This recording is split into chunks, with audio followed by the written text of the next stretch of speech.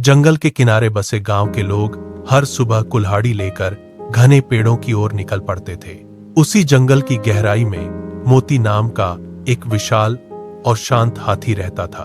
मोती को नदी के ठंडे पानी में अपनी सूंड से खेलना बेहद पसंद था। एक दोपहर एक लकड़हारा पेड़ काटते समय अचानक फिसल गया और उसका पैर एक गहरी खाई में जा फंसा। दर्द के मारे उसकी चीखें पूरे सन्नाटे को चीरने लगी।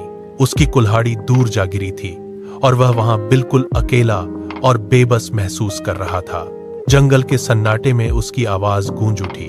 तभी मोती वहां पहुंचा। उसने अपनी सूंड नीचे बढ़ाई और लकड़हारे को मजबूती से पकड़कर धीरे से सुरक्षित ऊपर खींच लिया। लकड़हारे की जान बच गई थी। उस दिन के बाद गांव वालों ने कुल्हाड़ी छोड़ दी और पेड़ों की रक्षा करने का संकल्प लिया। मोती और इंसानों के बीच एक अनोखी दोस्ती की शुरुआत हुई। जंगल के घने सन्नाटे के बीच मोती एक दर्दनाक दृश्य के सामने खामोश खड़ा था। नन्हा हाथी कराह रहा था और उसकी टांग से बहता खून इंसानी क्रूरता की गवाही दे रहा था। मोती ने अपनी सूंड से उसे सहलाया। मोती की आंखों में अब दया नहीं बल्कि प्रतिशोध की ज्वाला थी। वह झाड़ियों को रौंदते हुए आगे बढ़ा और रास्ते में पड़े इंसानी बैग को नफरत से दूर फेंक दिया। तभी दूर से एक पुरानी जीप की आवाज गूंजी। जैसे ही शिकारी बाहर निकले, मोती एक गरजती हुई आंधी की तरह उन पर टूट पड़ा। उसने अपनी पूरी ताकत से जीप के बोनट पर प्रहार किया। कांच के टुकड़े हवा में बिखर गए और डर के मारे शिकारी अपनी जान बचाकर भागने लगे। मैदान साफ होने के बाद मोती वापस लौटा। उसने नन्हे बच्चे को सहारा देकर खड़ा किया और दोनों धीरे धीरे जंगल की गहरी हरियाली में हमेशा के लिए ओझल हो गए। कुछ दिनों बाद वही क्रूर शिकारी फिर से जंगल की सीमा पर दिखाई दिए। उनके हाथों में घातक जाल और भारी लोहे की छड़ें चमक रही थीं। मोती ने घनी झाड़ियों के पीछे छिपकर उन्हें देख लिया। उसने अपनी गर्दन उठाई और गहरी सांस भरते हुए हमले के लिए खुद को तैयार किया। एक भयानक दहाड़ के साथ मोती उनकी ओर बिजली की गति से दौड़ा। शिकारी उसे अपनी ओर आता देख डर से ठिठक गए। एक शिकारी ने कांपते हाथों से जाल फेंकने की कोशिश की, लेकिन मोती की रफ्तार बहुत तेज थी। वह सीधे उनके सामने आकर रुका और अपने पंजों से जमीन को जोर से खोदा। धूल का गुबार उठा और शिकारी अपना संतुलन खोकर गिर पड़े। शिकारी अपनी जान बचाकर वहां से भाग निकले।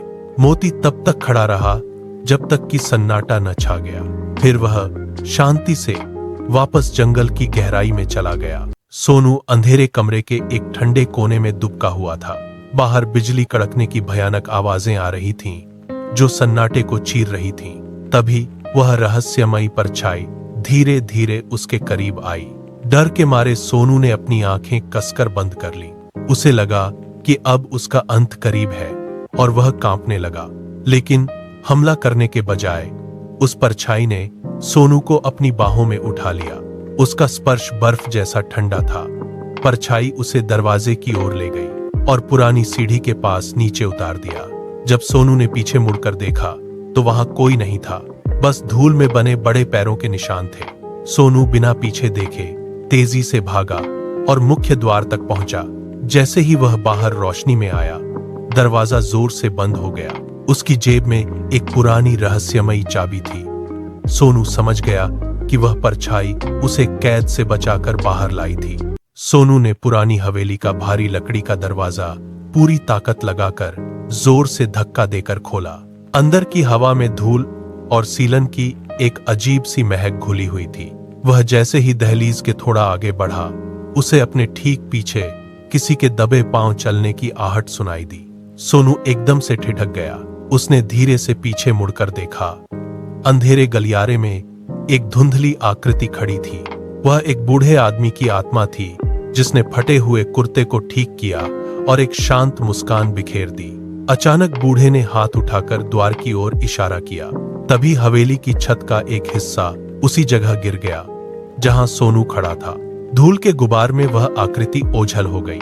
गांव के बुजुर्ग ने बताया कि वह हवेली का मालिक था, जो मरने के बाद भी सबकी रक्षा करता है। अब गांव वाले वहां से गुजरते समय श्रद्धा से अपना सिर झुकाकर उस बूढ़े को नमन करते हैं।